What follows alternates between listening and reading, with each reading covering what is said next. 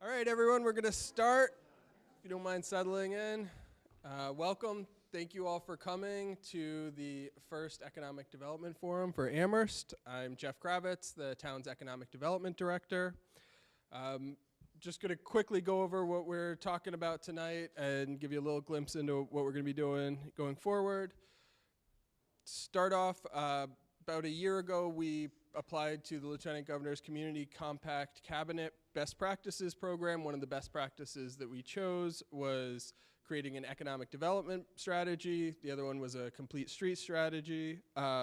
We received a grant from the state, and through a competitive process, we selected Pioneer Valley Planning Commission, along with Elon Planning, Design, and Landscape Architecture as the consultants to help us with this program. The scope of the work, in addition to attending these meetings and helping to present, there were three main deliverables. One was a retail market study, one was key economic indicators, and the third was strengths, weaknesses, opportunities, and threats analysis, commonly called SWOT. So tonight, PVPC will be presenting data on the retail market study and the economic indicators. There's going to be time for Q&A. We're going to be taking notes and hopefully, incorporating them where appropriate into the reports. So the purpose of this meeting was really to present the community with information about the Amherst economy so that together we can draft an evidence-based economic development strategy that reflects the core values of the town. We're trying to make this as inclusive as possible. Like I said, this is the first meeting. We expect there to be two more. We think the second one is going to be in about a month, 3 weeks or a month. And they'll be coming back to talk about an outside perspective on the strengths, weaknesses, opportunities, and threats of the Amherst economy. And that's the best opportunity for the public to come in and say, here's how we see a strength or a weakness, and provide feedback. This is really presenting data and making sure that we have the right data and making sure that there are no things that seem weird or awkward, and pointing those out before the final reports are released. There are also going to be other opportunities. If you're not able to come to the second meeting, we're going to try and create an online tool where people can enter information. And feel free to email me at any time. If you don't have a pen, I apologize. kravitzg@amherstma.gov. Go to the Economic Development webpage. My email is there. Certainly happy to take comments or feedback in any form. So now I'm going to introduce Lori Tanner and Susan Westa from Pioneer Valley Planning Commission. Lori is a senior economic development and policy analyst with PVPC. She manages and administers a variety of economic development initiatives, including the Pioneer Valley Comprehensive Economic Development Strategy, Local Economic Development Planning, Creative Economy Planning, and Regional Business Network projects. Most recently, she assisted with the Central Massachusetts Regional Planning Commission with their work on the town of Northbridge Economic Development Strategic Plan, including SWOT analysis and public outreach. Formerly managed the CDBG grants, scenic byway studies, and historic preservation projects. And prior to joining PVPC, served as the consultant to the American Farmland Trust in Northampton. Was a consultant to the town of Sunderland and held a variety of positions with the Dutchess County Department of Planning and Development in Poughkeepsie, New York.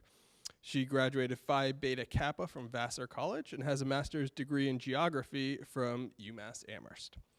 Susan Westa is a senior planner with PVPC. She joined PVPC this year and has undertaken a variety of planning efforts, including planning board assistance, development of permitting guide, and the Westover Air Reserve Base Joint Land Use Study. Previously, Susan served as the community engagement director for the Connecticut Main Street Center, where she focused on downtown revitalization and redevelopment issues. She also worked for UConn's Department of Extension and served as the co-director of the Green Valley Institute. She's been actively involved with American Planning Association, sat on the Town of Mansfield's Planning and Zoning Commission. She has a master's degree in environmental science from SUNY College of Environmental Science and Forestry. And with that, I will turn things over to Lori. And I guess, I don't know if I'm gonna need the mic or not, but I'll try to, oops, is it on? It's not on. It is? I don't think it's on.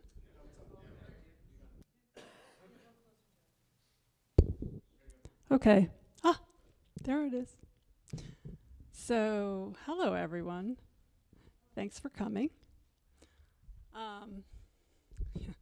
Not used to being tethered to the mic. So, yes, I am going to be doing the presenting. Susan is going to help out and help facilitate some of the questions and take notes and comments. And some of the comments may pertain to the SWOT analysis that we're going to do in the future, and so we might have kind of like a parking lot list of things that we can address later on. So the meat of the presentation tonight is going to be there's going to be two components to it. One is a local economic data indicator specifically for the town of Amherst. And these will be in the realm of demographics, industry profile, and some real estate indicators. And all drawing from census data, state data, and some purchase data that we have access to through our Regional Employment Board. So now then so that is what you're seeing now, the beginning of that. The second piece that we're going to present tonight is the retail market analysis that was done by Elan, Planning, Design, and Development, which is a subcontractor to us. So we're working on it in partnership with them. And that is also going to be looking at the town of Amherst, but also at concentric rings around the town. So different geographic areas in terms of what the market what's happening in the market. Okay. And so we've got two screens here, and I can see this one better than that one. But whoops. But this one, you can see the pointer, and this one, it disappears when I get on the screen. So I'll be having a lot of fun figuring out which one. So for demographics, I've got like a summary slide, and then I've got the charts and the graphs that illustrate it following. So beginning with demographics about the town of Amherst, not surprisingly, you're seeing indicators that reflect the presence of a major university and two large college campuses. And this includes a sort of slowly increasing population, which is not true necessarily of the entire valley. A very large percentage of young people, 18 to 24. And there's a lot of overlap there because there's also a very large number of students.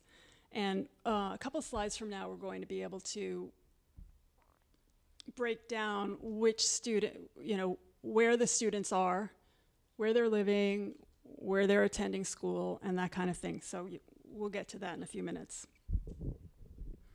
And there is an estimate for how many students are living off campus. Again, the population in Amherst is highly educated, not surprisingly, and there's a wide range of incomes because you have both the students and the professionals who are working in educational services. Yes, I'm feeling like I wish I could be walking around, but.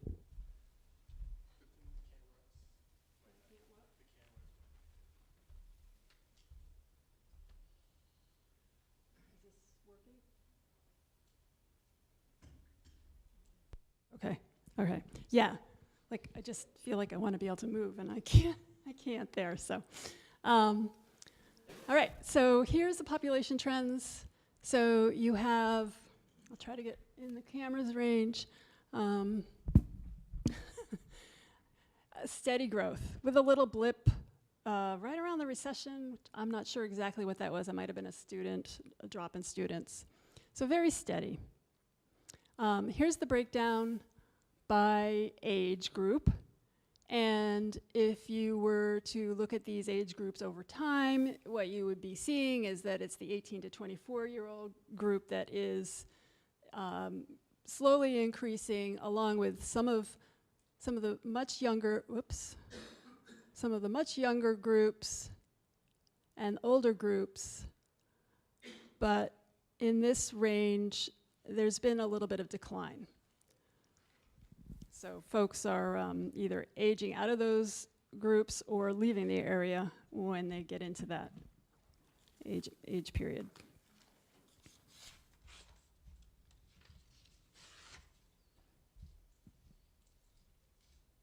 So, okay, so here's the breakdown by colleges that I mentioned. And so you can see that the total student number is very large, 32,000. They're not all in the town. So it includes, sorry, I'm getting used to this.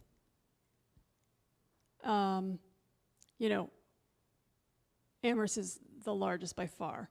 And then but you do have a significant number at Amherst College, and then there's Hampshire College. So that's how we're getting this number here.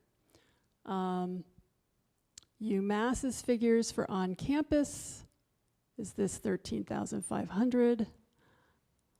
Amherst has an estimate, I think for this year, of about 37 that are off campus. I made this breakdown of, approximately 30 probably living in town because I am assuming that they are probably living very close to campus. Hampshire allows only 150 per year. They actually have a cap.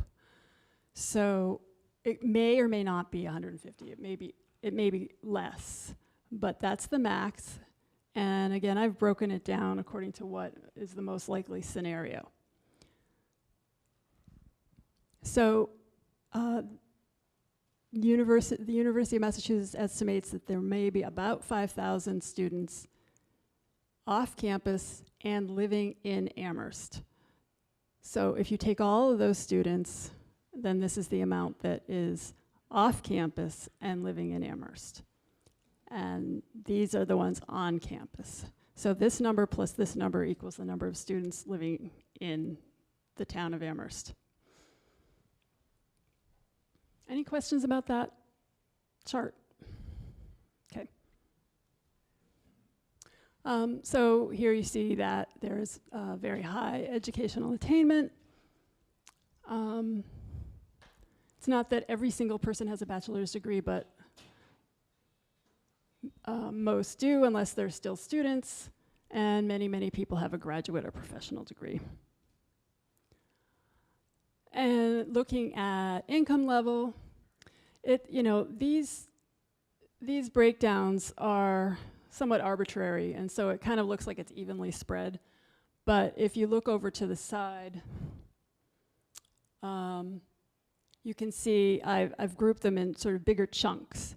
So there's a big chunk that is very low income, and then there's a fairly big chunk that is in that kind of middle range, and then we have the higher income folks. And the retail analysis study talks a little bit about what those folks, what the potential spending might be from actually both those categories. Okay, so Amherst industry profile. Not surprisingly, dominated by educational services, with healthcare and social assistance also in there. Tourism, entertainment, and retail trade, if you take them all together, it's a big sector. And in the educational services sector, it's the 3 higher education institutions that really dominate. So, okay, so here it is. I've got this on 2 slides. So on this slide, we've got the sector, the number of businesses, percentage of businesses, number of employees, and percentage of employees. On the next slide, we've got wages. So I'm going to go back and forth a little bit. So here you see educational services is the largest industry sector. Whoops.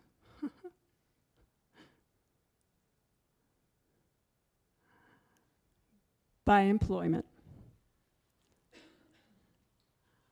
And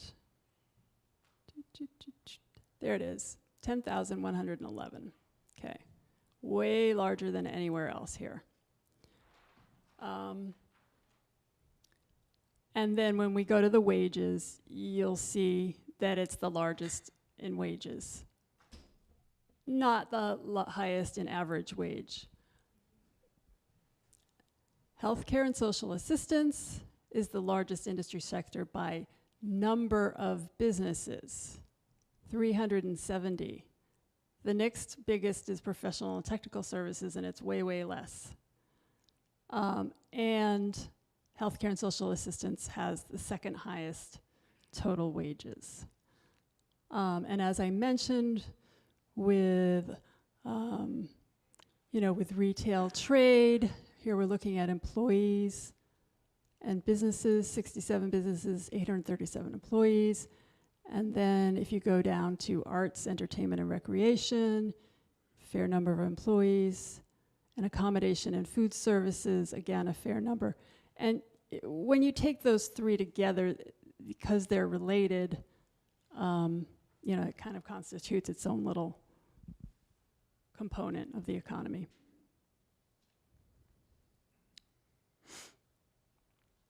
So here's the wages. The highest wages are in wholesale trade, but it's not a major component. The employment is low. Educational services. Oh yeah, the educational services has the highest total wages, but not the highest. Let's see, where are we? The highest total wages, but not the highest average weekly wage. It's up there, but it's not the highest. And then accommodation and food services. It's the second highest number of employees from the previous slide, but is the second lowest paying, with only arts, sadly, less.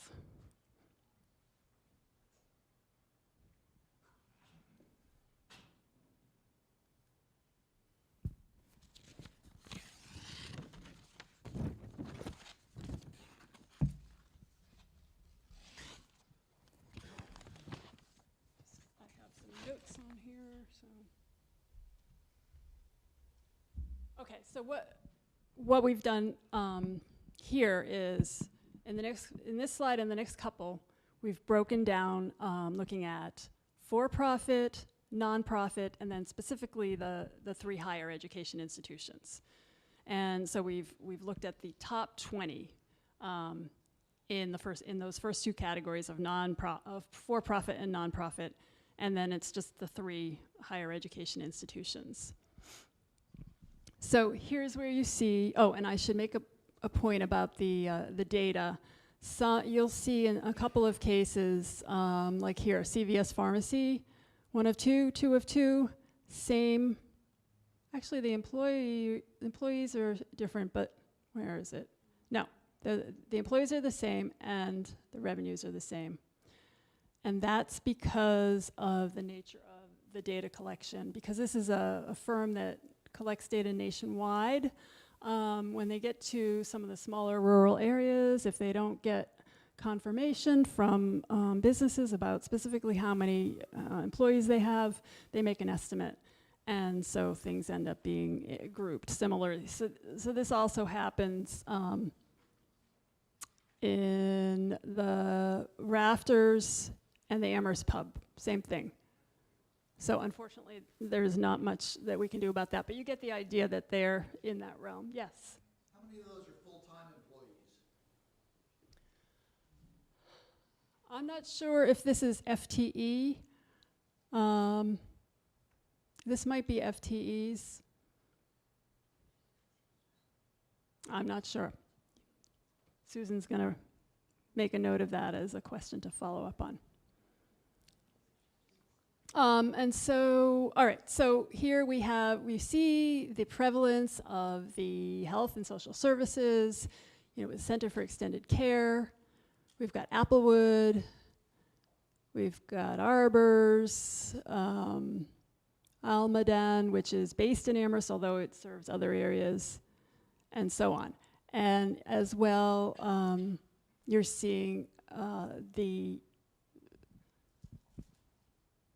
food and dining and accommodations industry. So, the two supermarkets, the inn, restaurants, several restaurants. We do have this Taylor Davis Landscaping Company, which seems to be huge. I don't know much about it, but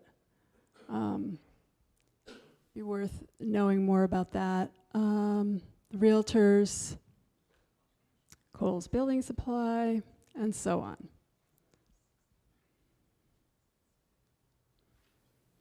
And then just to look a little bit closer at the for-profit, we're looking at the size of some of these businesses. And as you saw, we go from pretty big to medium to very, quickly dropping to smaller. And then it doesn't take long before you get down into very small businesses. And that's what this shows, is that most businesses have under 20 employees, and more than half have 1 to 4 employees. So that's typical of the Pioneer Valley in general, so it's not surprising.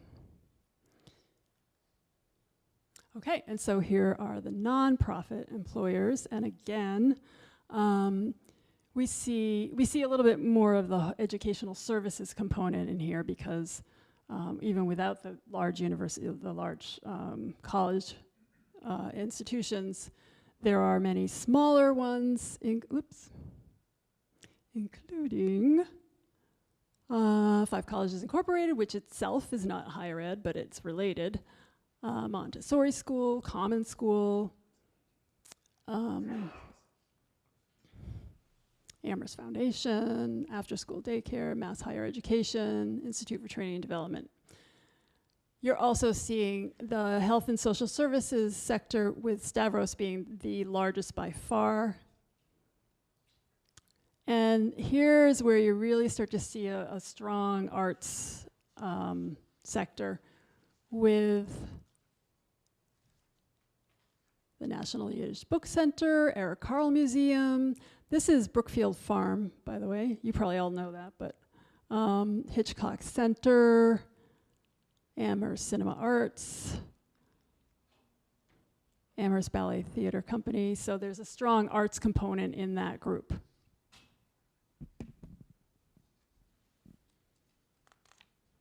I have to keep moving here because, well, we have a lot to cover. All right, so here's the higher education institutions, and the numbers speak for themselves. These are the biggest employers. And UMass is far ahead. So, okay, so unemployment is not a problem in Amherst. It looks high. Whoops.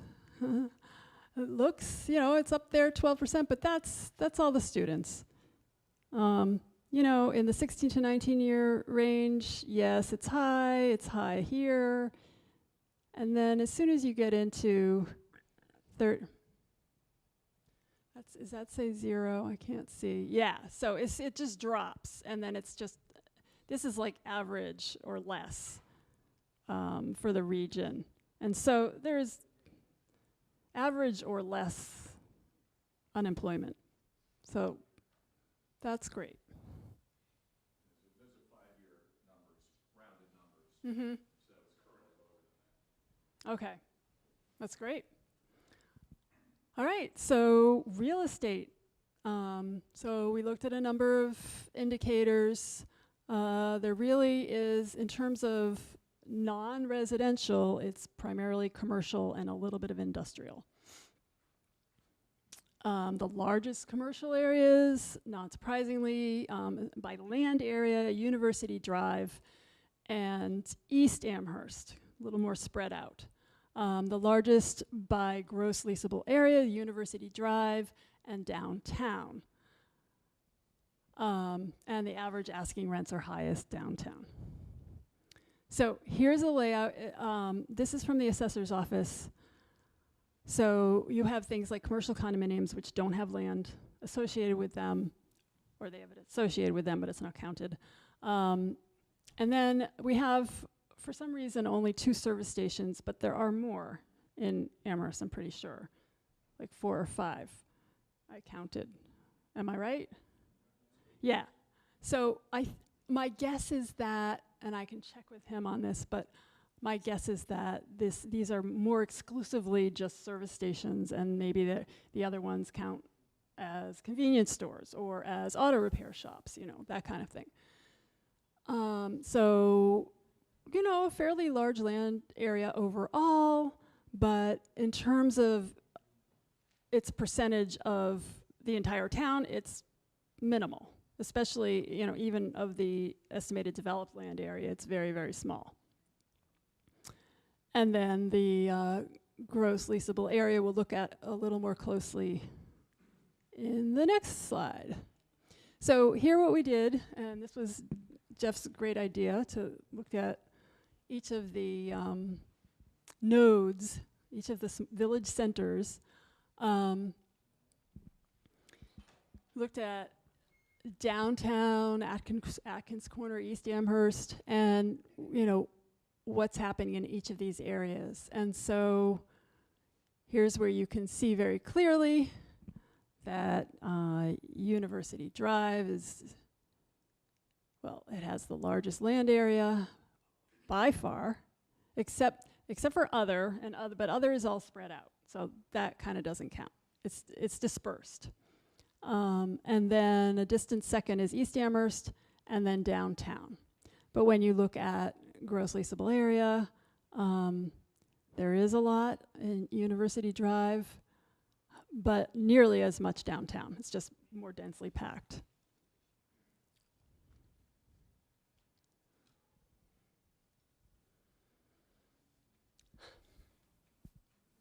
So the asking rents, based on some current figures, are quite a range, especially downtown.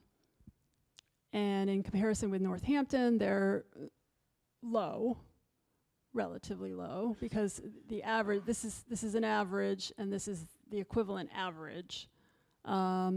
Very low here, which Greg tells me is because of the presence of a large use that does not garner a high rent, I believe, yes. And then I had a note to myself about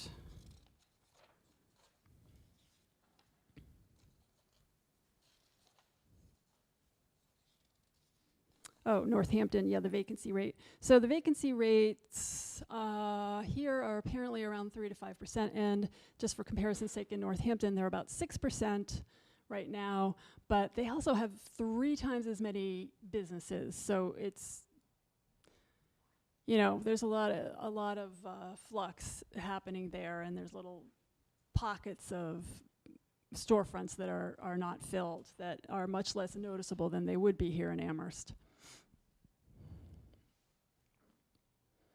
Residential indicators, more than half of the housing units are rental units. They are very much occupied. There's still a lot of single unit detached dwellings. And we're going to look at the slides for these. And the median home price is increasing steadily. So looking at housing occupancy, There's about 10,000 total units, almost 9,000 are occupied, and the rent, yeah, so the vacancy rates are quite low. Yes. Do you know what percentage of the renter occupied are students? Do we know that? I don't, not off the top of my head, but there may be cross connections that we can make or have made in our report. Are you shaking your head no? We haven't, okay. Yeah, that may be something that we have to estimate and get a sense of rather than actually have hard data for.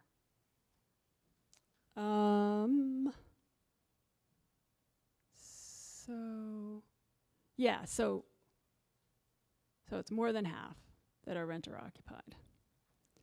And then there are a large number of single units attached, and there's more of these than actual homeowners living in them, so you know that many of them are being rented. Nobody's living in a boat or a mobile home. And there's a lot of apartments, apartment complexes, apartment units. So, and here's the median home price, which it looks very dramatic, but you know, the increments are pretty small. So this is the recession in Amherst. Not too tough. And this is, I don't know what this is, actually. This is a blip. So, all right. So that's the local data indicators part. That's the part that PVPC did, and we have the data. And if you have questions, it's the kind of thing that we have access to at any time. The next piece is a retail market analysis that was done by a consultant using Esri Business Analyst, which has proprietary methodology, and it's kind of mysterious. I don't know all the ins and outs of it, but they're experts in it. So it's something that those who do marketing for a living are quite familiar with. Is that a question? No. Okay, so the analysis that they did has three parts. One is looking at consumer households and what their characteristics are, and we'll look at that a little bit.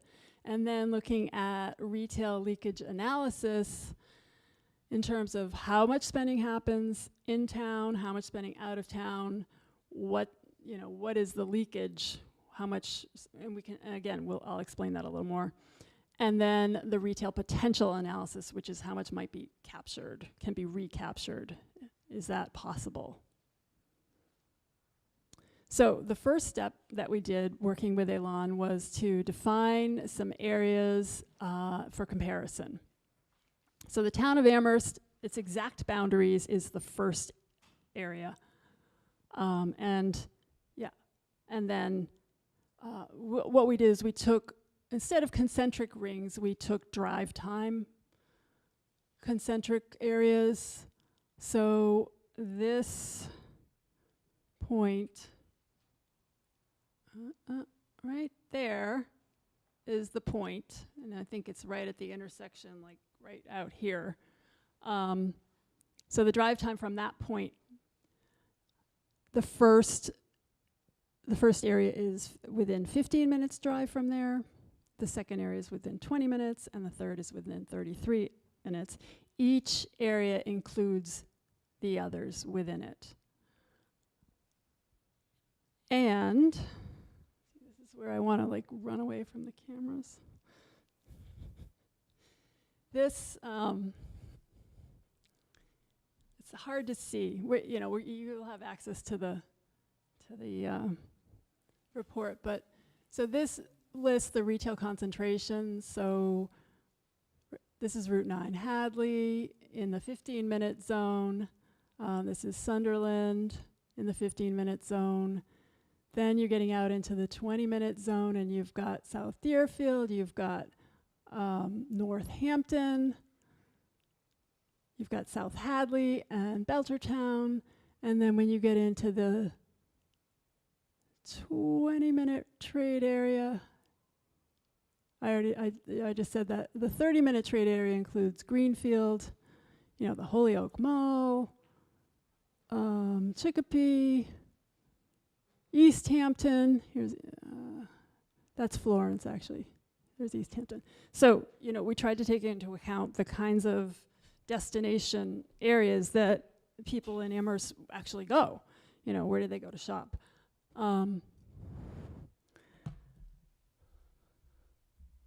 Okay. Okay, so the consumer demographics, as we saw earlier, there's been minor population increase, and there are some new housing developments that are gonna maybe accelerate that a little bit.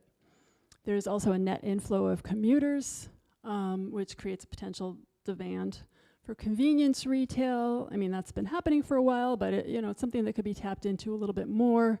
What you're seeing there is the dark green on the left is the inflow, the light green on the right is the outflow, and then the circle in the middle is actually the people who live and work in Amherst, so they're not going anywhere. And so actually the net inflow is not on here. It's about 7,000. It's that 13 minus 6. So those are the folks that are coming in that we want to see if we can capture. And then there's still that two ends of the spectrum, and we'll see some profiles of these in a minute. There's the younger and lower income folks, and then the older and more affluent.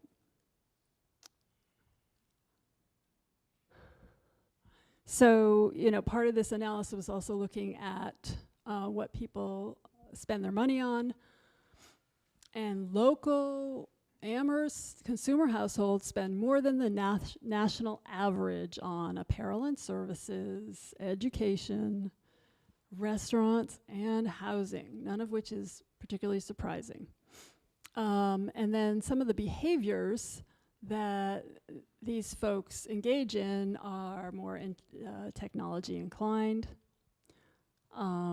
seeking entertainment options, and of course food focused. Okay, so here we get into the consumer segmentation, and the thing here is that the standard method, this tapestry segmentation, they use descriptions of these consumer segments that are somewhat stereotypical, and sometimes people have concerns about those, maybe even find them offensive. So we took those out, and instead we're using letters and numbers that Esri also uses. And on the next slide, I'll give you some just basic features of each of these areas. But yeah, so it's used by retailers and site selectors. So they really make use of this. And these are the top 5. And there's 2 groups that are younger, less affluent, and 3 groups that are older and more affluent. Oops, I went backwards. Okay, does this look better? So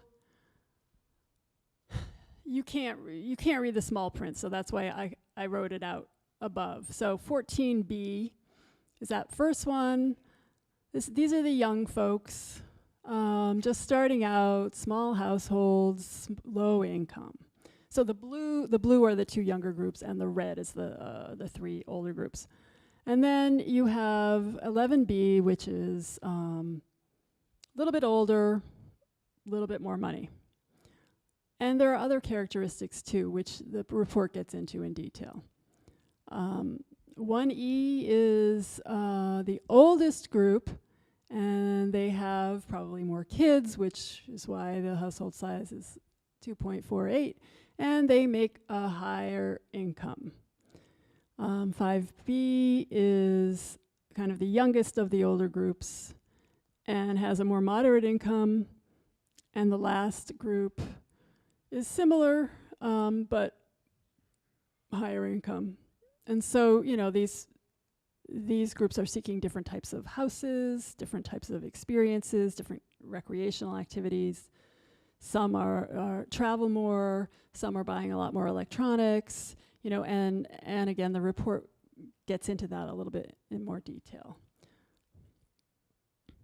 But essentially what all of this is used for is to project what the demand might be for goods and services in town, where you might be able to recapture some of that spending, that leakage that's leaving town. So that's how it plays in. So looking at the retail mix, and we looked at the industry profile. This is really a subset of that. It's just the retail mix. 192 businesses. It's a significant component. It's dominated by food services and drinking places. And then there's kind of a miscellaneous section with various kinds of shops. And then sporting goods, hobby, book and music stores is big. And we can, it's fun to think about exactly which stores those are, but we won't go into that right now. Okay, so yes? Excuse me, does the consultant have a comparison for that slide back and some of these other slides to other, to similar towns, the college towns, to see whether these breakdowns are comparable or if they're outliers or? Not in this study. In this study, what they looked at were the 4 geographic areas that are concentric rings. So, you know, the first one is Amherst, the second one is Amherst plus kind of Hadley, Sunderland, and the third one is those plus Northampton, and the fourth one goes all the way up to Greenfield and down to Holyoke. So, no, they're not looking at a similar college town in, you know, New York State or something like that. They did comparisons between could you go back a slide, please? Sure. No, forward one. Good. No, yeah. So that breakdown of the retail mix, so there are comparisons between Amherst, Hadley and Sunderland, Northampton, and Holyoke Chicopee. Is that what you just said? This one is not, no. No, what is, trying to think where it is in here. I mean, you had the driving radius circle, that. This, yes. And there are tables within the report that describe in detail what the spending patterns and sales figures are for each of these areas.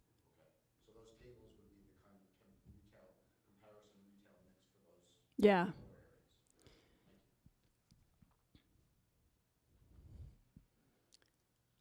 you. Okay, where was I? Okay, I already did that. I did that. Did I? I did. Okay, so now we're looking at the gap, which is the purpose of the study, which is comparing, what they do is they compare estimated household spending to actual retail sales in a given area. And so the estimated spending includes all spending by, say, let's take Amherst, right? The boundaries of Amherst. Estimated spending is everything that local residents spend wherever they spend it, regardless. Actual sales includes everything that local businesses sell, regardless of to whom. So if you, in a closed system, you would have all the Amherst businesses selling all their goods to all the Amherst residents, and there would be no leakage. But there is, so that's how we get a gap. So when the household spending in town is greater than the retail sales, it means people are spending money in other communities or online. So that's leakage. There may be opportunities to capture some of that, and we'll look at that. And then the opposite, conversely, a negative retail gap is when the local sales exceed the local spending, which is a tip-off that people are coming in from outside and spending money in Amherst. So, you know, Amherst is actually a destination for in a couple of areas. We'll see that. So here's the detailed information, and kind of gets at what you were asking, sir. There are charts like this for the town of Amherst, plus the 15-minute geography, the 20-minute geography, and the 33-minute. But each one includes the others, so it's not really a comparison. You know, like if we were to compare Amherst with Northampton, say, it's a little different. So, so these are all the industry groups, very detailed retail sectors. The first column shows what people, this is estimated spending by Amherst residents in these areas. This is actual retail sales by Amherst businesses in these areas. So in this first group, what you're seeing, this is a case where red is good. Because in this first group, what you're seeing is that the spending exceeds the sales, and so people are spending money somewhere else. And here, the sales exceed the spending, and people are coming in. So people are coming to Amherst to spend money in the drinking places, used merchandise, office supplies, lawn and garden, florists, restaurants, book, periodical, and music stores. And these are fairly large amounts, in the millions.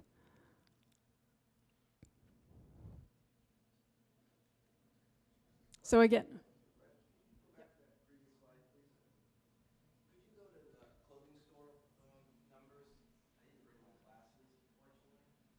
clothing. Fourth from the top. The actual spending that this source says is how much? 636,000. Okay. So that's what this source shows as the actual clothing store spending Sales. or sales in the town of Amherst. Yes. And what year was that? Have a year. It's a number I'm familiar with, so What store are you? Oh, it's a little store. It's called Xana. Yeah, that was the first one that popped in my head. I was like, "Are you Xana's by any chance?" Only a couple. It was either that or. Clay's. But it's okay. This year.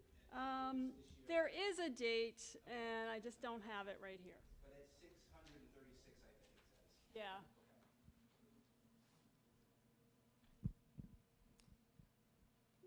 Okay. So just to summarize. That last line, would those be on-campus university bookstore? Oh, yeah, I think so, because it includes everything. It even includes online. They estimate electronic shopping and mail order houses, so even that's in there. A question on that. The electronic shopping and mail order houses, is that to say that all online sales are grouped into that one line item, or does each of these categories include both on-site and online purchases? I am going to say that this covers the online shopping, and that these are all brick and mortar stores. I'm curious about the shoe store one. I don't know how there's 2.3 million in Amherst shoe stores. I'm not trying to. Where are we here? There we go. I also know that number decently. So wait. Shoe stores, 2.3 million?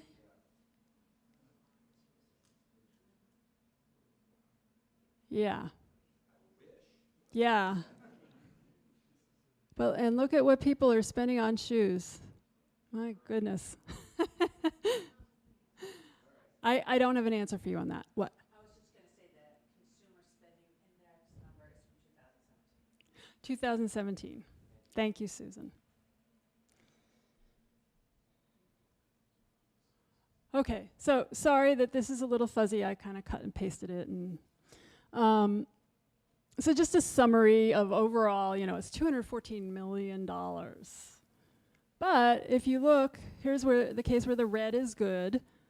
There's 7 million, almost 8 million, coming into Amherst by people going to restaurants and drinking places.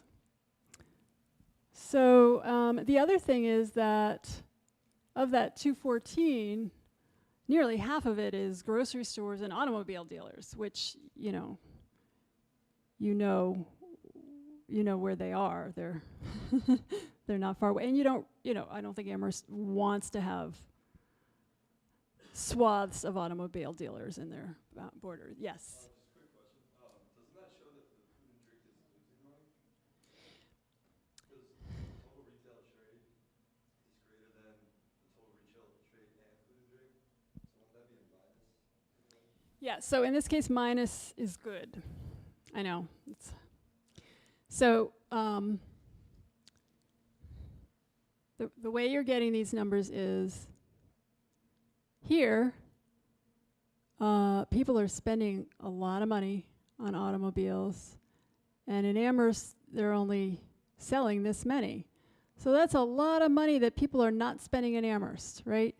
Down here, people are spending a lot of money on, here, let's go to restaurants.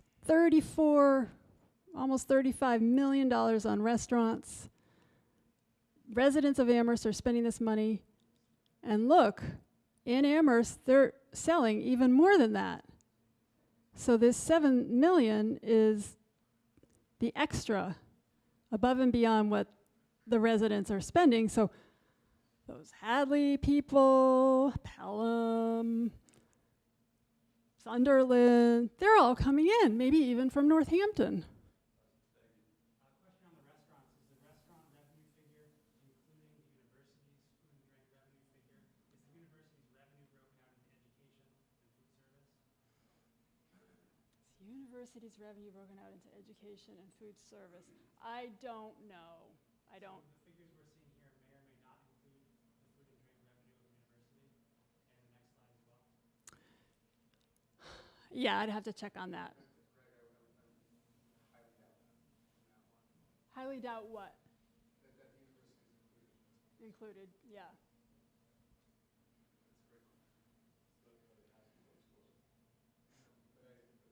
Perhaps, but I'm not so sure that those are reflected.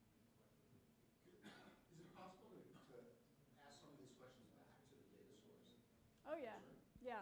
Susan's making notes of questions.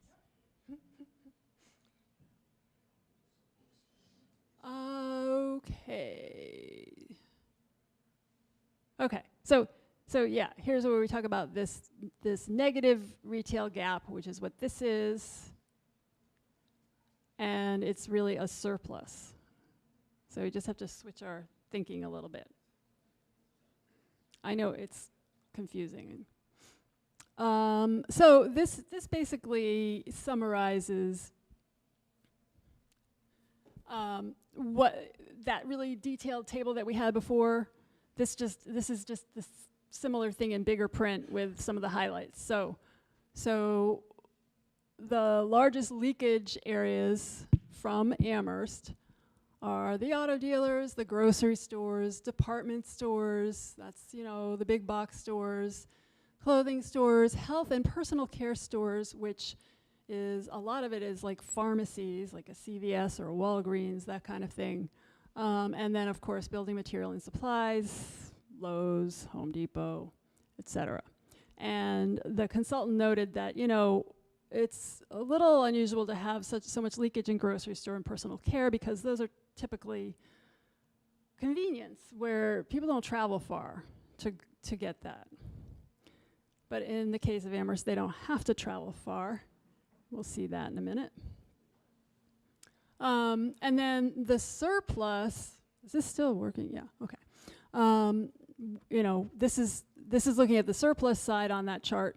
And the greatest surplus were in book, periodical, and music stores, restaurants, florists, surprisingly, lawn and garden equipment and supply, and office supplies, stationery, and gift stores. And here's the rest of that chart, because I didn't want to confuse things and show you the 15-minute, 20, and 33-minute geographies before I explain that first part.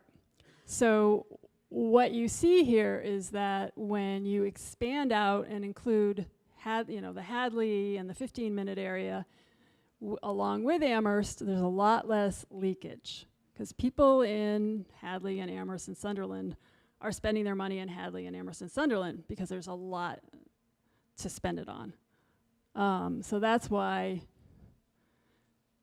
you know, this big fat number goes way down, way, way down. On the other hand, if you go further and you get into Northampton is a destination. So this is the red is good part, where all this money is actually a surplus. And same with, you know, adding in the Holyoke Mall and Greenfield and all of that. So the area, I think I added another map in, yeah.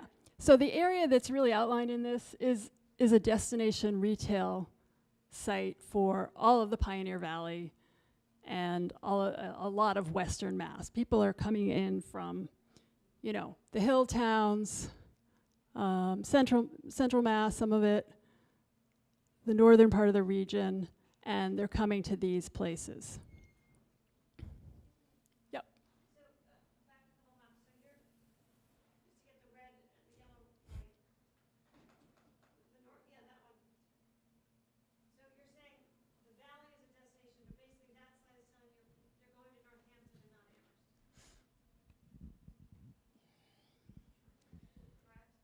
Correct? Well, it's more complicated than that. I mean, they're going to Amherst. Some people are going to Amherst for certain things, especially food and drink. They're definitely not coming to Amherst for clothing and department stores. Right. So you had 7 million in. You had Yep. a surplus of 7 point something million, and you had a leakage of about 200 million. Yeah. But, you know, I don't know why. Because it's that 7 million that's being pointed out, but there's also, But that's almost 200 million. this is also surplus here. So let's see, let's go back to here. That 7 million is only one of these. It's this right here. So yeah, our consultant put together some of these slides, and I've modified them, but that I'm not sure why he was highlighting just that piece. But So then I'm sorry, I'm just trying to go forward. So then the one that was showing the leakage. Back, I'm sorry. no problem. One more. So that. Yeah. So that's based on all those red ones. I mean, all those green ones we are seeing on the first chart. Yes, these are the biggest ones. They're not all of them, because there's so many. These are the biggest ones that stand out, where, you know, a lot of spending is leaving Amherst for these things. Okay. That's just restaurants. No, well, this is everything. Whoops. This is everything. So there's an overall leakage, but it is moderated by a surplus in certain areas.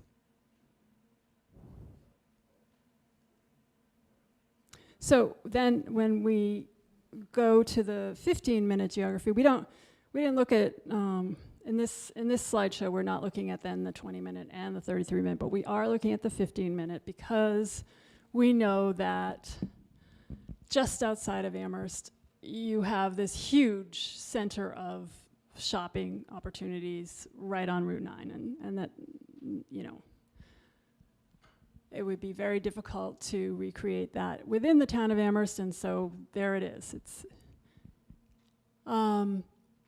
so in that 15-minute radius,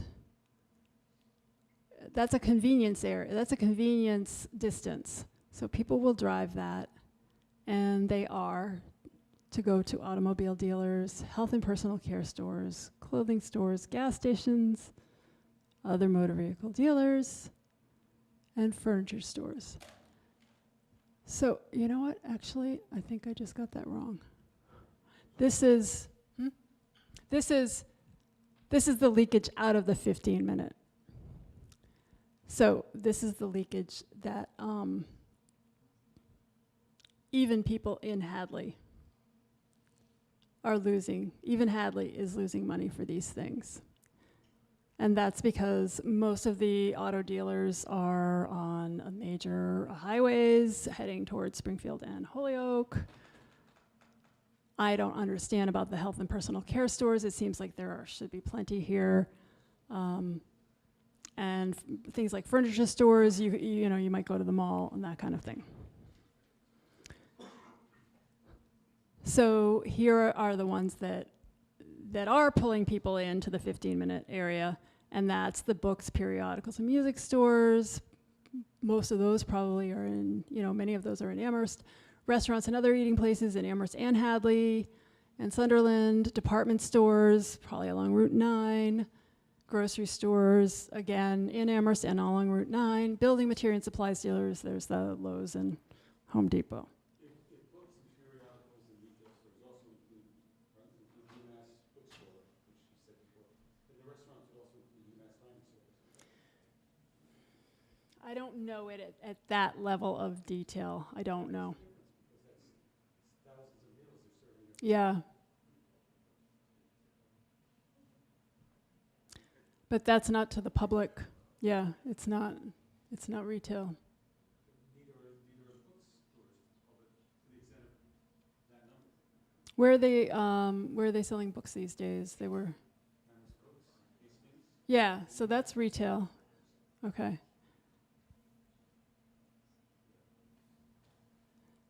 That's the 15 minutes. So that includes Barnes and Noble. That would include Barnes and Noble, Barnes and Noble.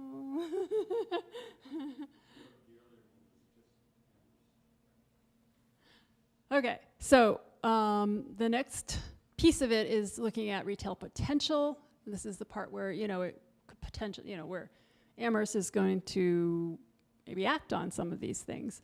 So what does this all mean for new business potential? Typically, you can only capture a portion of this leakage.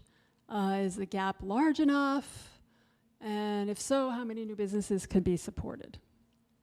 So some of the things that get factored into this are the population growth, and we're looking at a pipeline of new housing developments that's going to bring some significant new population. Students are a major market segment, and they're challenging, but they do buy. And then we have a significant concentration of a certain type of consumer that is interested in certain types of very specific goods that can be offered. So here's what the consultant did, the analysis. And this is very small, I know, but oops, I keep hitting the left and right instead of the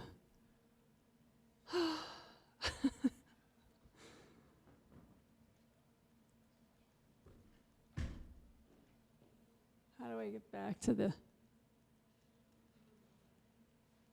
let's see.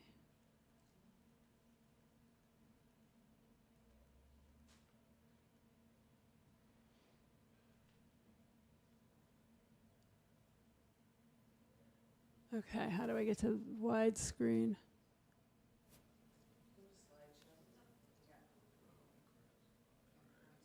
Oh, what I did there. Okay.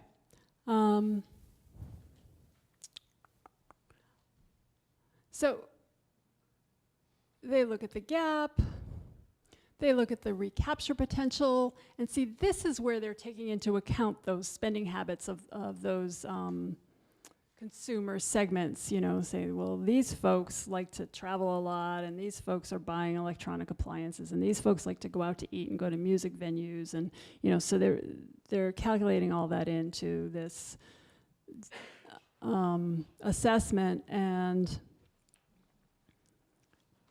also figuring out how many average sales per business and the potential number of businesses that could be created, and then how many square feet could be supported. And so the ones that stand out are these health and personal care store that, you know, could be up to 2 businesses, fairly large. These actually, I think this is for both businesses. Sort of general, you know, this general merchandise and this miscellaneous. These could be kind of more general stores, or they could be real niche places that serve specifically the kinds of things that Amherst residents are interested in. So that would depend. And then there's potential for an auto dealer, and certainly some more clothing stores. That would be fine with me. Yes. If I recall, one of the categories that had the largest leakage in the immediate convenience area was the grocery store. Is there another factor here that's causing the consultant to not include that or any other categories in this list?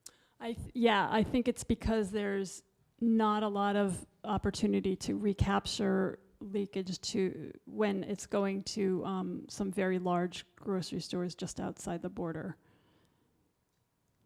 Would that not apply to all these categories?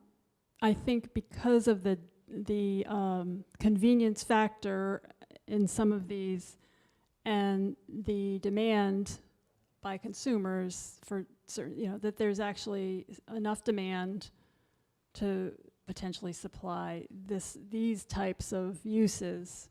So in the clothing store example, the anchor clothing stores and the Hadley commercial strip were not seen as precluding recapture of that kind of leakage? Right, because you can have a different type of clothing store. It's not, you know, with a grocery store, you could have a corner grocery store, but those are not actually, you know, viable anymore. So to have a specialty clothing shop is different than having, you know, you might be able to have a specialty food provider of some sort, cheeses, that kind of thing, that might be, but I guess they're saying that in terms of actual grocery stores, that doesn't look that feasible, especially now, you know, you do have, 3, so you have the 2 Atkins and the one Big Y. Yep. And just to go back to the top piece, the health and personal care stores, the 2 businesses, you said that 18,000, that's the combined area, and that could support 2 businesses, or 1 business that was 18 square feet, 18,000 square feet?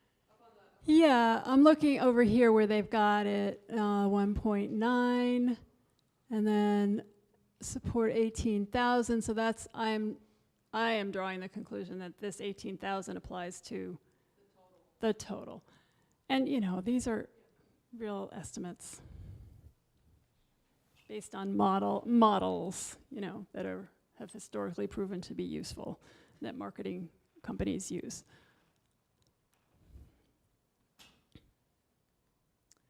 So, you know, it's still a dining destination.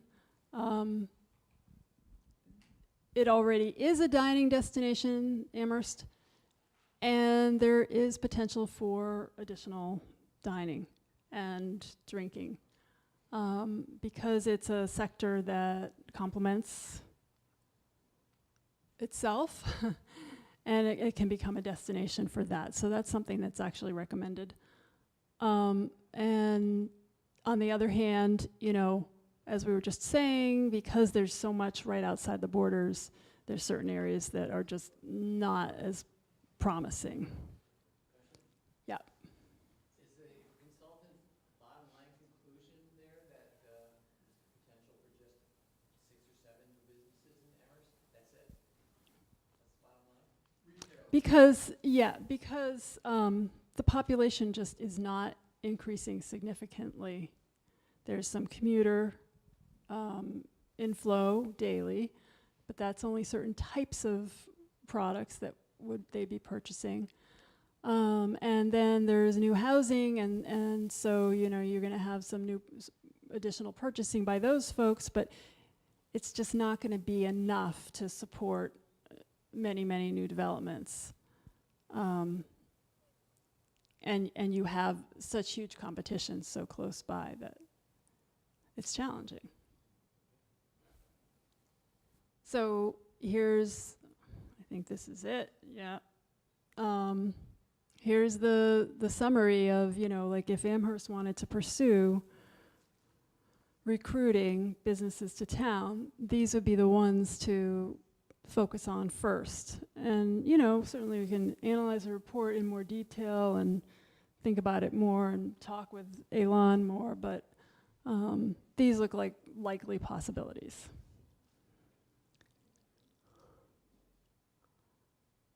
So, yes. How do offices so somebody opens up a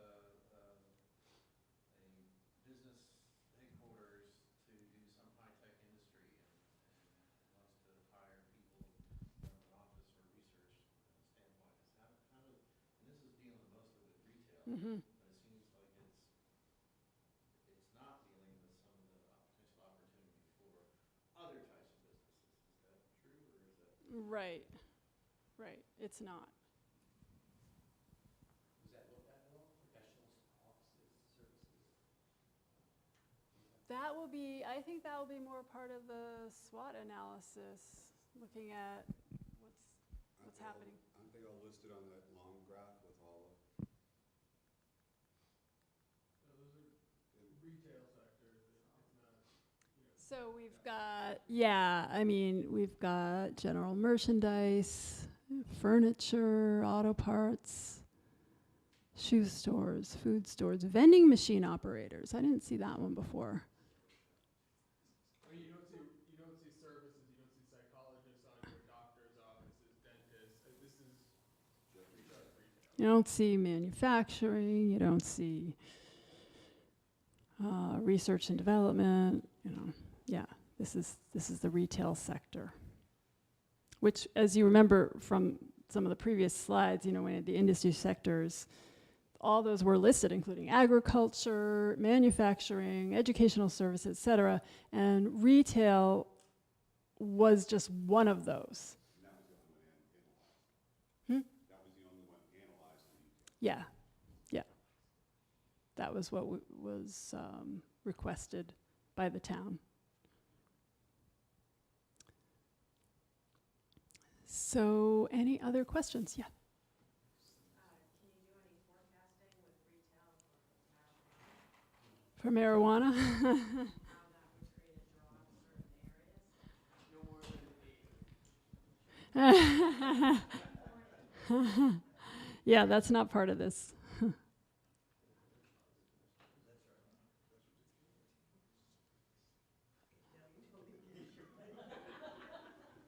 Anything else? Sure. Wrong way.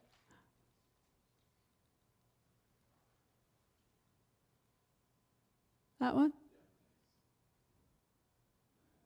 Yep. So, the gasoline station convenience store, like a Cumberland Farms, where would they have been caught in your list? Where have they been caught? Yeah, meaning like where would they fall in that list of things? Well, it looks like there's some potential. Well, yeah, that's why I'm confused. So, I guess the big laundry list of everything. And by the way, there's this big laundry list of everything for the 15-minute geography area and the 20 and the 33, so you can see that. Gas stations is one of the items. Right, so what about, so one, I guess going way back when there was, I think I saw that it had 2 gas stations listed? Oh, Well, you yeah. have multiple gas That was, stations, but some have convenience stores. So where would they be falling in this list?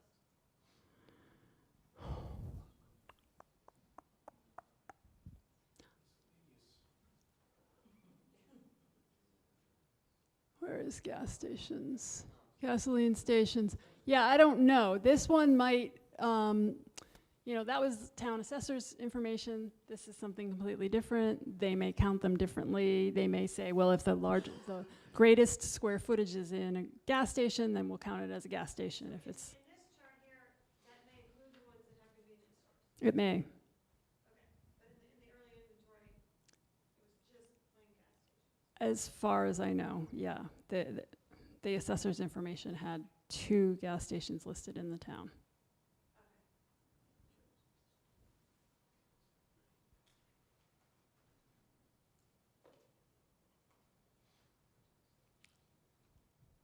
So, we're fine-tuning all this, getting it, I'm moving the furniture around, getting it to the town. And this will be part of the strengths, weaknesses, opportunities, and threats analysis, as well as many, many other things. We'll come back to you with a draft of the SWOT in several different sectors, looking at tourism and entertainment, looking at business development, looking at arts and culture. That's actually part of tourism and entertainment, and and this type of thing. So there will be more opportunity to kind of look at this and see, talk about where the town might pursue further opportunities. Yes. Is this online now? It will be. It's about to be. This presentation, yes. On the economic development page? And then once the reports are finalized, there's 2, there's the first one, which is the indicators, just the data indicators, and the second one is this retail analysis. Those final reports will also be online. Yes. So if this data that was shared today was mostly about consumer spending and demand in that context, is there a point in this process where we'll be given, say, a workforce profile so that we could determine the same way you're recommending X types of businesses in Amherst in terms of the consumer demand? Will it look also at the workforce and the opportunities for employment? No, but the Regional Employment Board is doing a very detailed study like that. So that might be a source for that. Yeah. Yeah, and actually the Hamden Reb and the Hampshire Franklin Reb are working together on exactly such a thing that you're asking about. So it'll be Pioneer Valley wide. Yeah. You focused on the 5 different categories of consumers, the 2 younger and the 3 older. Yeah. And was that just the 5 most prevalent categories? Yes. Yes. We shouldn't worry that the 18 to 22 student population was left out on the demand side. Right. Right. Their potential demand was included in. Right. Those were the top 5. Yeah, and again, if you look at the report, you'll see that there are others. Well, they actually only list the top 5, but then in the appendix, they include descriptions of all of these categories of people, or categorizing people. Yes. Remind me, way back when you started talking about the 2 categories, what was actually spent by Amherst residents versus the demand that's spent overall, the comparison. What was that other figure, that demand figure, where did that come from? What did that represent? The demand is actually what is it's the estimated spending Estimated. by local residents. and the supply is the actual retail sales. So, do you know how they estimate that spending if they don't have the actual? I do not. That is a proprietary model. So it's sort of an algorithm or something? Yeah, Based on income, I'm sure. yeah. They got it, you know. It's very, very complicated, and someone has to stay up all night and watch it do its little thing. I don't know. Yes. By the end of May, 5 restaurants will have closed in Amherst in the last 6 months. How do you square that fact with the presentation that suggests we need 1 or 2 more restaurants because the demand will satisfy that? Yeah, I mean, individual restaurants close for so many reasons, and there's usually a lot of turnover in restaurants. So that's typical. You know, if there's a decline, if there's like this sudden decline in restaurants in Amherst, that would be something to be concerned about. But it doesn't seem to be. 3 of them are still vacant. 1 is being taken over by a coffee house that's moving from another location, leaving that place. Uh-huh. And the 5th is just a week and a half old. Okay. Yeah. Well, there are numbers in here of actual dining establishments, and I'm trying to think where they are. Somewhere in my report. There's hundreds, I believe.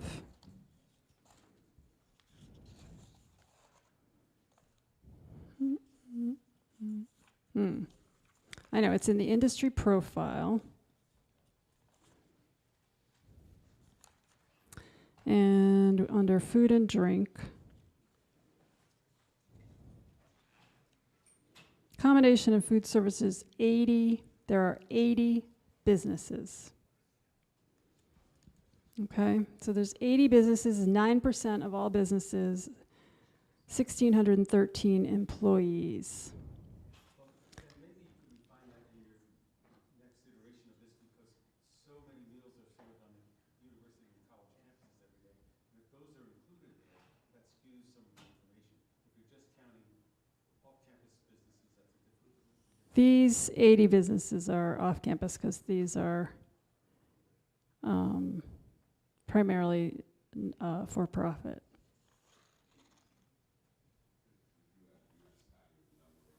And the revenues are very high. Let's see. You know, 31 million in wages.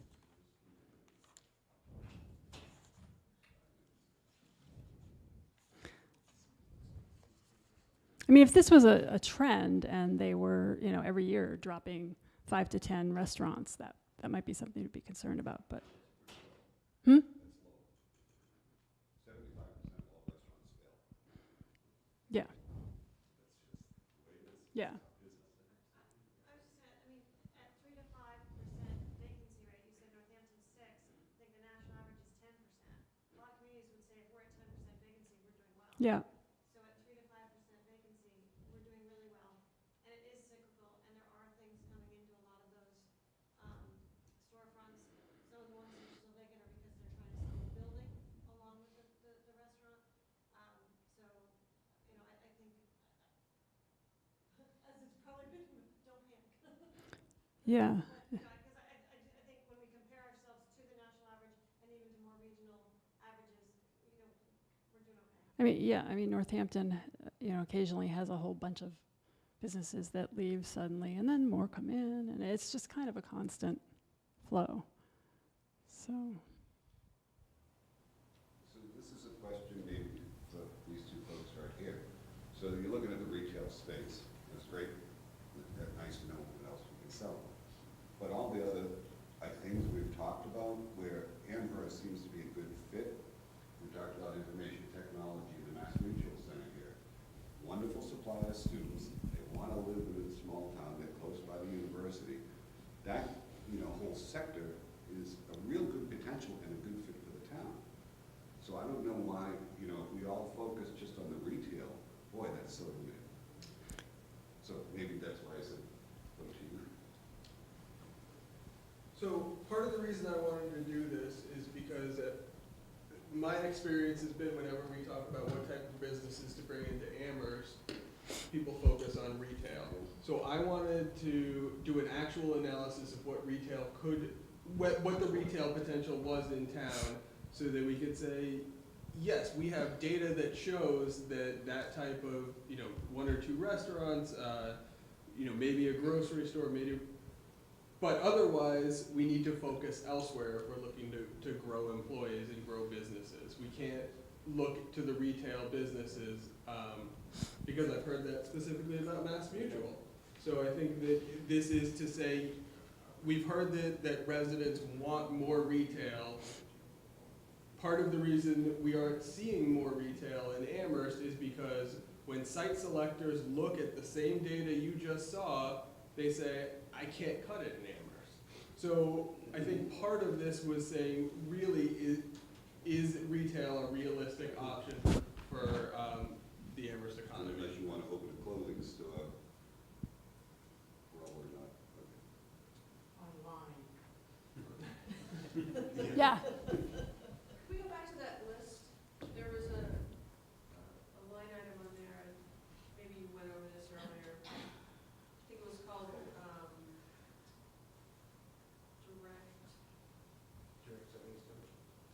direct selling establishments. What is that? 45, 42.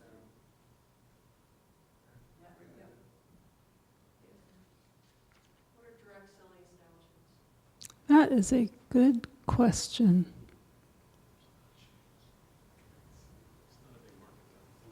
So maybe one of the things that we can include in the final report is we'll look at all these numbers and get the definitions from Esri business analysts, like we did with the consumer It segment. may be in the appendices now, I don't know. You can look up the name of the clothing.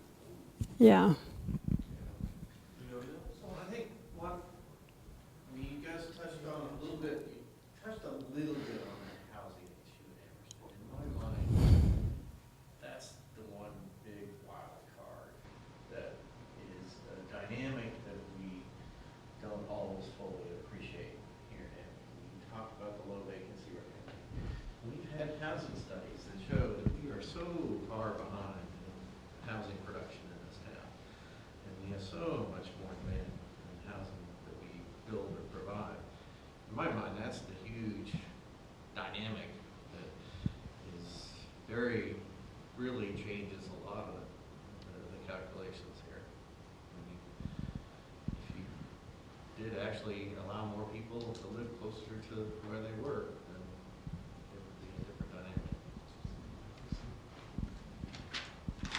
I think that housing does play a big part. I think that one of the things that is evidenced in the reports is that retail follows residential. But we looked at the Esri business analysts' housing production projections, and is it 20 units a year or 20 units over 5 years was the projection that they had modeled based on the past 5 years. And we said, well, we know we're going to blow by that in the next few months. So, we gave them, here are the projects we know are in the pipeline, so we tried to update those. But I think that is a valid point, and I think that's, hopefully you'll come back at the next meeting and describe that as a strength, weakness, opportunity, or threat. So if you want to know what direct selling is, Yeah. it's a non-store selling. So if you go door to door and sell vacuum cleaners, if you sell water to somebody's home, so it's people that are in retail. It's people that are in retail but don't have a permanent location. They- And maybe even the food trucks. Tells you what the industry is.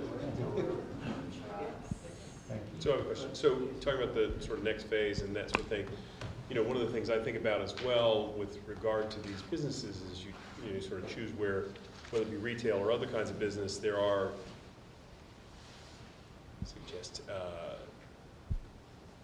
some businesses have attendant complications, let's just say. So, for example, beer, wine, liquor stores or drinking places have, when people overconsume, that creates a burden on the town, potentially.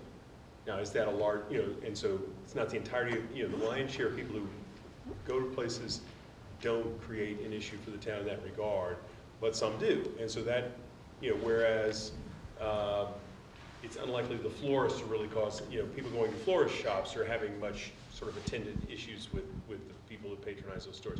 So is there a way, or as we look at these different businesses, whether retail or not, is there a way to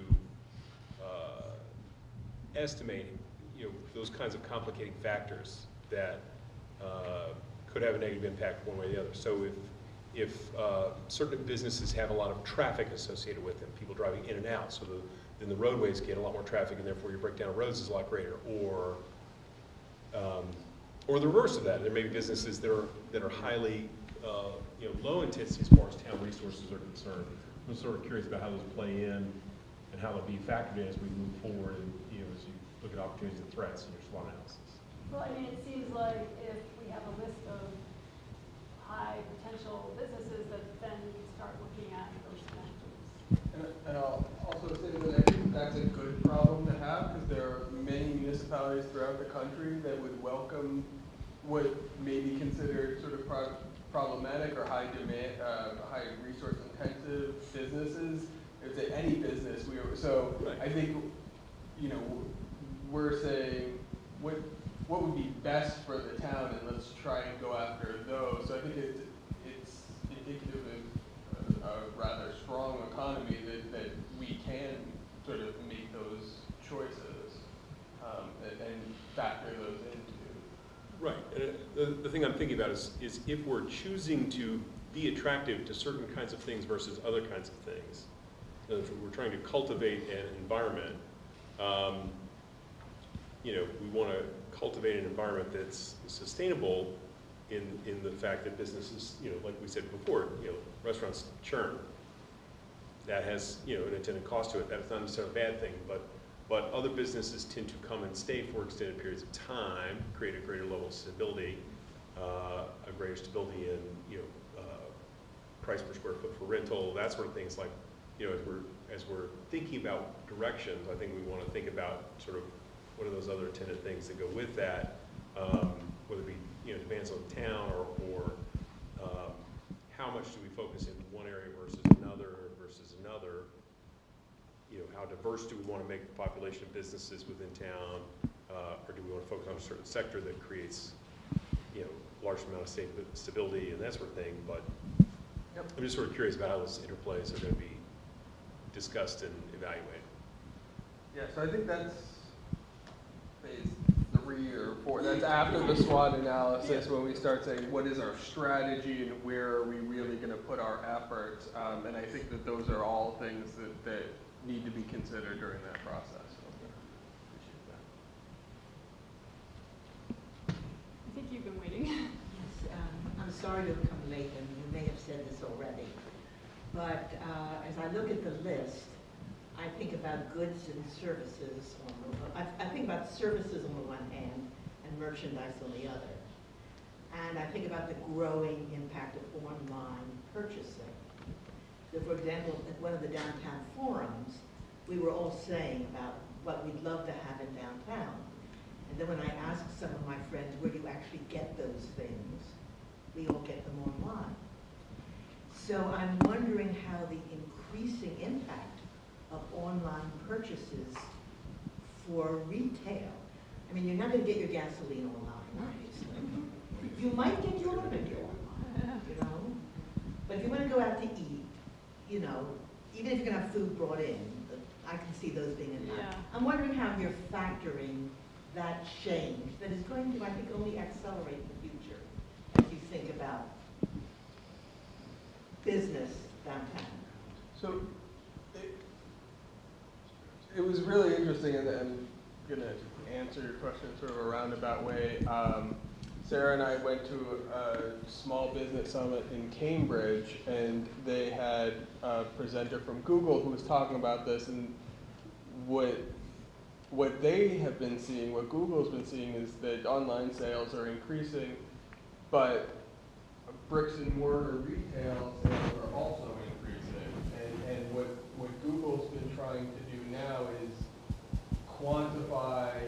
I searched for something and I found a store somewhat nearby, and then I went to the store, I didn't buy it online. And how do you make those connections? Because it was a surprising statistic to me too, because I thought the same thing, that retail is growing by leaps and bounds, and it's coming at the expense of physical stores.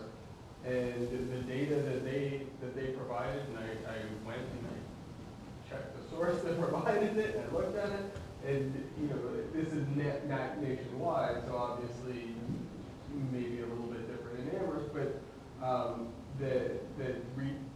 physical retail is still growing in the United States. So, but I think that's a good point as well, is online is growing, so we're saying, yeah, somewhere down the line we might have one of these. How much has online grown for these categories?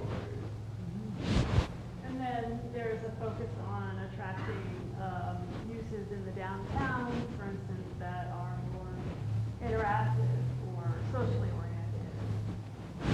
And then I was reading about some of the larger retailers, like at Christmas time, creating both an online presence and an in-store presence, and even having like a pickup location where you order your goods and then you just drive by, you pick it up. Or places where you can go in and see all the goods and handle them, but then they just have one or two of each thing, and then you just order it. So, there's a lot of creative ways that retailers are addressing this problem. Someone else had a, yep. Could you go back to the page where you have the retail categories?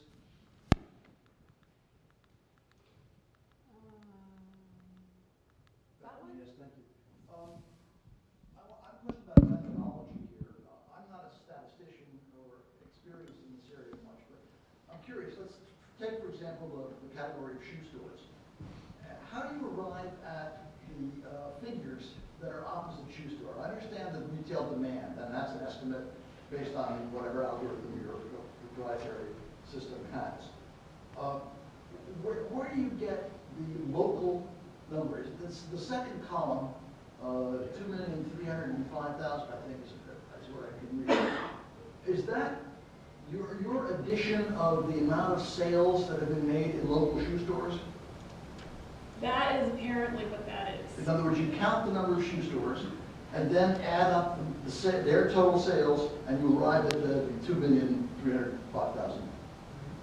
And that's in the town of Amherst. So that's assuming that there are enough shoe stores in the town of Amherst to create $2,300,000 worth of sales. Yeah, that. Okay.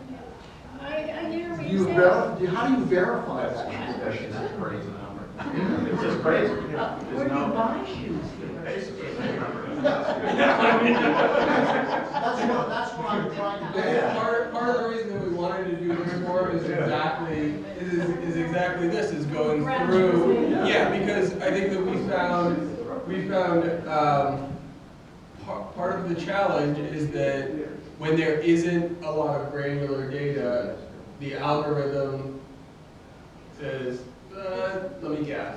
Well, that's totally bogus. You can't take an algorithm and make it guess if you can in fact verify that there are no shoe stores in Amherst. You count them on 2 fingers. You go to Northampton or online.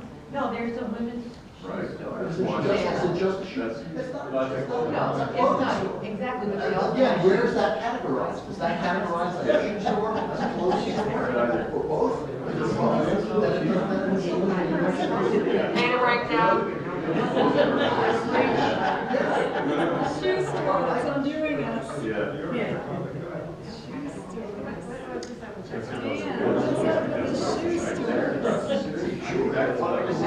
So we've gone from. 3-month-old baby, 3-month-old baby, should I call So there's literally one place. vending machine on there. The other place is closed.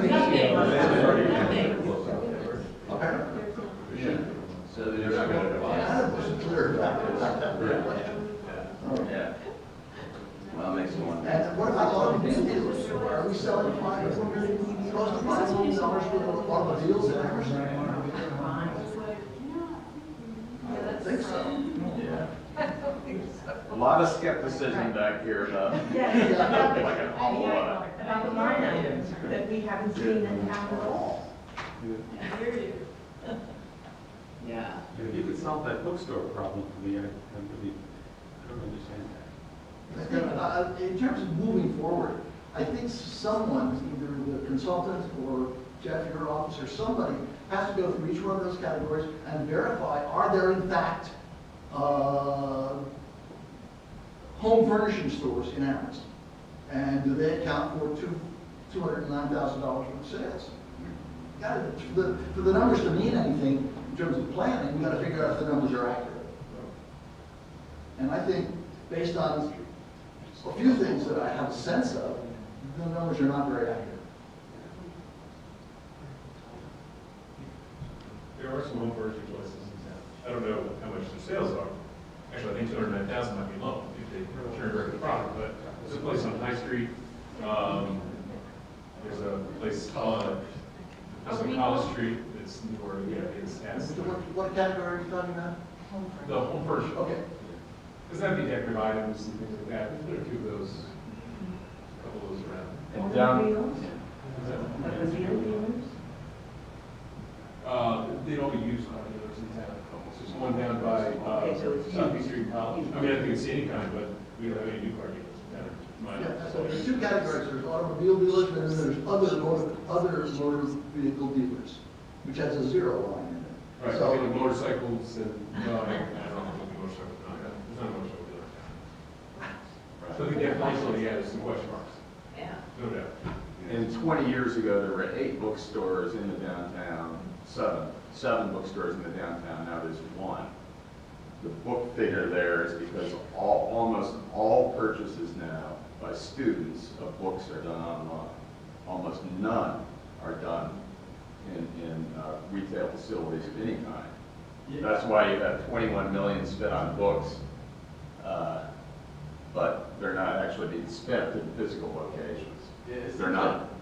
It seems like the numbers might make more sense if they were, are they older than the 2017 that you're talking about? Because like Hickory Ridge, I know is not doing $3 million worth of revenue, no way. But maybe someday, many years ago, maybe there were shoe stores selling $2 million worth of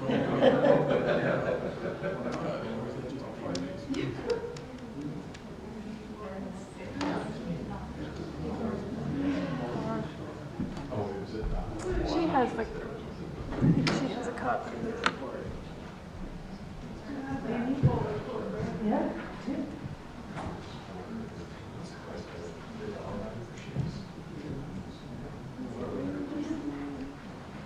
That sounds about right.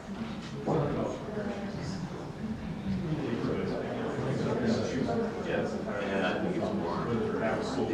Literally, that's the first category. There's a few numbers there. I mean, we're not talking about count the number of bookstores. Yeah. And we should do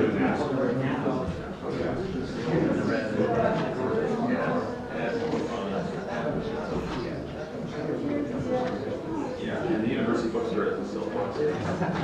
Almost not at all. And I mentioned, I mumbled that back here in the back. It was run by the university president here in the back. But yeah, sales some books and bookstore. They have something called the textbook annex. It used to employ like 70 people full time. It's down to like nothing. It's there all. They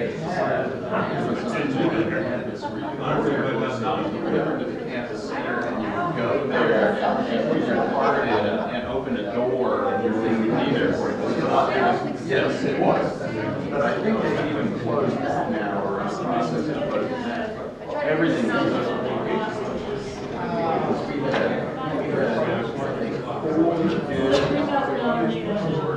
on the immediate downtown. They all just seem to be college business. Yeah, now we're down to 1. it does a little bit of college stuff, Amherst College information. I used to work there with courses on my books, from being healthy business to being out of business in 2 years. That would be the listener of books in advance. So it's a semester, so students can work all online. The sales, over the course sales, and it went from being the thing that you to nothing, like overnight. Yeah, literally.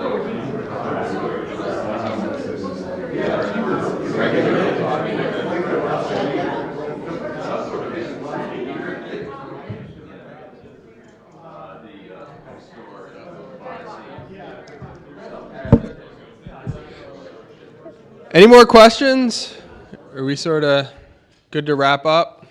If people sign in, I'll make sure you're on the distribution list so you're aware of when the next meeting is. And thank you all for coming and for participating. I certainly appreciate the feedback, and we will definitely take a closer look at all of this and try and verify or discredit some of the numbers there. Thank you.